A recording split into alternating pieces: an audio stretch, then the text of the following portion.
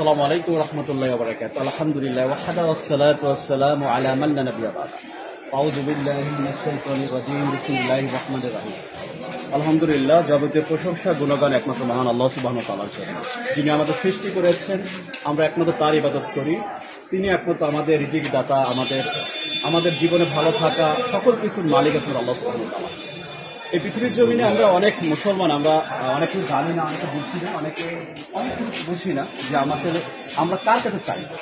এই যে একটা মাজার, যিনি মারা গিয়েছেন, অবশ্যই একটা ভালো মানুষ ছিলেন, একজন ওলি আওলাদ ছিলেন, আমরা তার জন্য দোয়া করতে পারি, কিন্তু তার কাছে চাইতে পারি।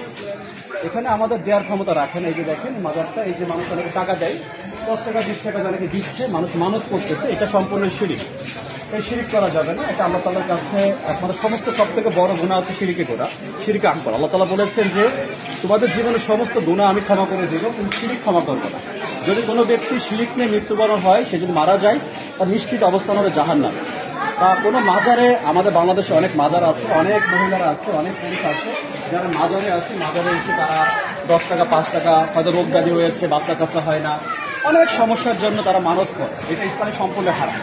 কারণ মৃত ব্যক্তিকে দেওয়ার কোনো ক্ষমতা নেই, মৃত ব্যক্তিকেও দেওয়ার ক্ষমতা রাখে না। এই যে মানুষ টাকা পয়সাগুলো দেয়, এটা সম্পূর্ণ না যায়।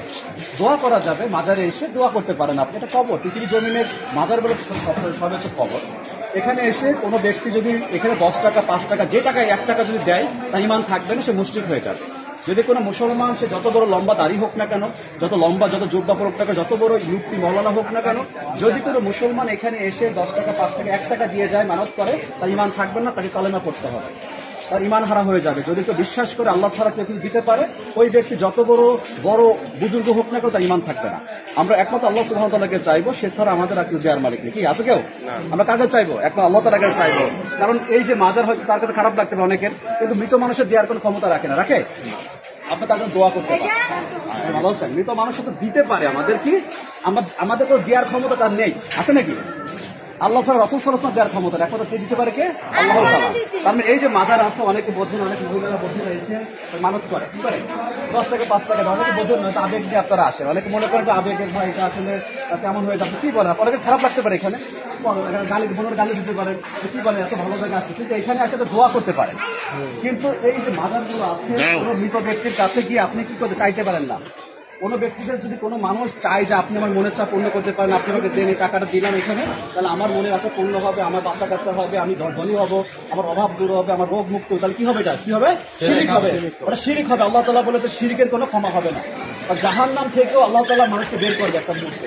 আল্লাহ বলে, ফেরেশতারা যাও, চলে যাও, যারা শিরিক মুক্ত ছিল তাদেরকে বের করে নিয়ে আসো। সে হয়তো নামাজ একদিন করছিল, হয়তো একটু ইবাদত করছিল, লা ইলাহা ইল্লাল্লাহ বলছিল, হয়তো না গুনাহ পাপ করছিল, কিন্তু আল্লাহ তাআলা তাকে তখন, ফেরেশতারা যখন দেখবে, জাহান্নামের ভিতরে যে দেখবে যে সমস্ত অঙ্গ পর্যন্ত পুড়ে গেছে, শুধু নামাজের স্থানগুলো পড়ে নেয়। হ্যাঁ, নামাজ স্থানগুলো পড়ে না। সুতরাং এটা আমাদেরকে মাথায় রাখতে হবে যে আমরা মৃত ব্যক্তি কোনো মাজারে গিয়ে কখনো কেউ মানত করবো না। কোনো ব্যক্তি কোনো জায়গায় কাউকে টাকা পয়সা দিব না। যদি মনে হয় এই 10 টাকা 5 টাকা ফকির স্কুলে খাই দিব, যারা অসহায় গরিব মানুষ, সে খেয়ে আপনাদের দোয়া করবে, ওই দোয়া সব থেকে দামি। কারণ মৃত মানুষ আমাদের কিছু দিতে পারে না, মৃত মানুষের কোনো ক্ষমতা নেই দেওয়ার। বুঝতে পারছেন? ওই যদি আপনারা মক্কা মদিনা সৌদিতে যান, হজ করতে যান, দেখবেন যে অনেকে রাসূল সাল্লাল্লাহু আলাইহি ওয়াসাল্লাম এসে যে কিন্তু রওজার কাছে হাত পাতে, পুরো বিশ্বাস করেন, তার কাছে চাও। দেওয়ার মালিক কে? একমাত্র আল্লাহর কাছে চাইবো। শিরিক সব থেকে ভয়াবহ গুনাহ।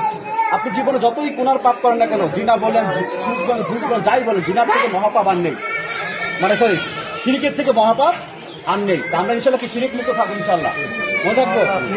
কখনো কেউ মাজারে মানত করবেন, টাকা দিবেন? ইনশাআল্লাহ। ঠিক আছে। আসসালামু আলাইকুম রহমতুল্লাহ।